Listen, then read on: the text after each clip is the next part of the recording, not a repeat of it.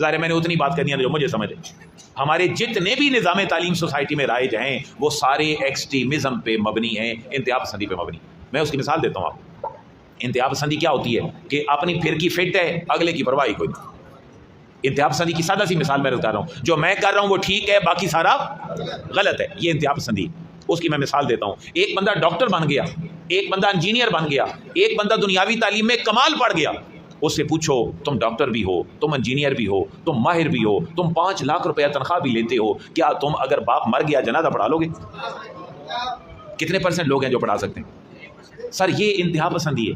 Doctor کو، engineer کو، مشہور کسی دنیا دار پڑھے لکھے آدمی کو اگر ماں باپ کا جنازہ پڑھانا نہیں آتا، کفن دفن نہیں آتا، تو آپ مذہبی ہمارے دوستوں اور اس طبقے کا حال بھی تو دیکھ لیں. کیا ہم 8 سال پورا درس نظامی پڑھتے ہیں؟ ہم کھپتے کدھر ہیں؟ ہماری یوٹیلائزیشن کدھر ہوتی ہے؟ 25,000 کی مسجد کے علاوہ